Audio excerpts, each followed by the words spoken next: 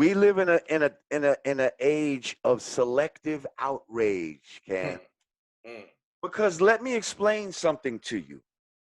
I don't know if you saw it before, but I've sat on the Vlad couch straight across from this man when he was, because sometimes he's on a screen and sometimes he's right there in front of you.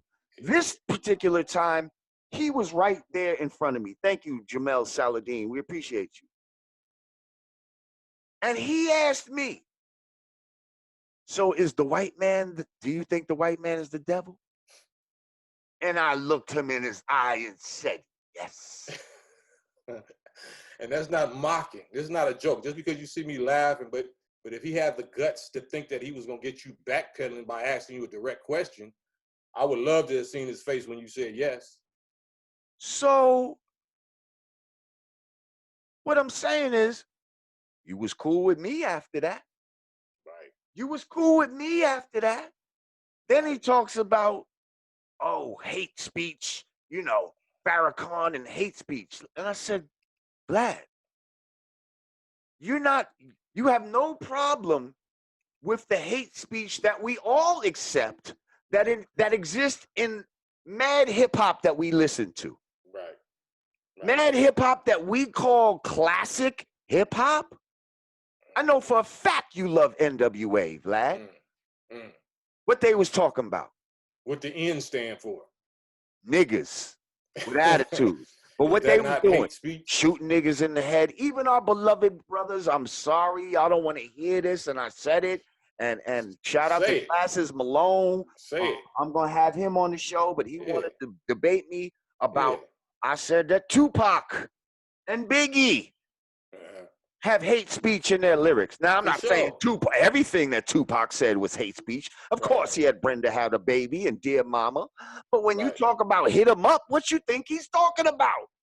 Every time we say nigga and bitch, that's hate speech. That's just self-hate Every time he was talking about killing his own self, that's hate. Self-hate speech. But they get outraged when we direct that hate speech to who it's supposed to be directed to. The people that actually did the hate actions against us for the last 465 years. Thank you. Now, once we start rapping about that, now we're haters. Now there's hate speech. Right. You know so, I mean, I love Tupac and Biggie just like anybody, but fucking Biggie said all kind of crazy shit that can be considered as hate speech. We can get into the science of why we as rappers might use that type of language in our music, why we would speak a hate speech, because yes, we've suffered under extraordinary conditions that has us mentally warped to where we would speak hate speech instead of love speech to our own selves. But white people like him and Rosenberg, they listen to that type of hip hop all day. They love Prodigy and all that gangster shit, all that, murder music. They loved all of that. Right. And now the minute you say anything, when the brother Jay Electronica said the synagogue of Satan, quoting of something that's actually in the Bible. It's actually a verse in Revelations. And then the minister makes an analogy about the rock of truth, and y'all want to grab onto those things.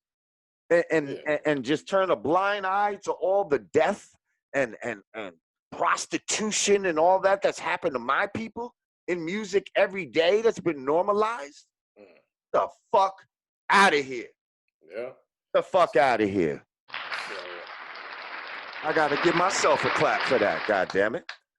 Shit. That's what time it is. It's war time, and it's a verbal war. It's an information war. But we got to identify who the enemies are and who the allies are. You know what I'm saying? So with Vlad, he's just the first one. He's going to be the first example. Same way Nat Turner's and Harriet Tubman's, whatever popped up on the plantation, and they was trying to free themselves. They're willing to put their lives and their careers or whatever on the line for their people. That's what you're doing right now. You know what I'm saying? So we got to make examples out of wicked rebels and rebels like Vlad, the same way that they try to make examples, or they did make examples out of righteous, freedom fighters like Nat Turner or Harriet Tubman or whoever else, and they chained us up and tied us up, each arm and each leg to a horse, and cracked the whip on the horse and watched them tear us apart. They make gruesome examples of us. Yeah. They make gruesome examples of us. Right. So we need to make verbal and media gruesome examples of people that violate us today and violate our struggle and our ancestors and our leaders and the suffering, especially if you're gonna call the idea of a chosen people or some bozo shit. And we're gonna I want to get into his black wife. He don't want us to get into that, but we're gonna get into that.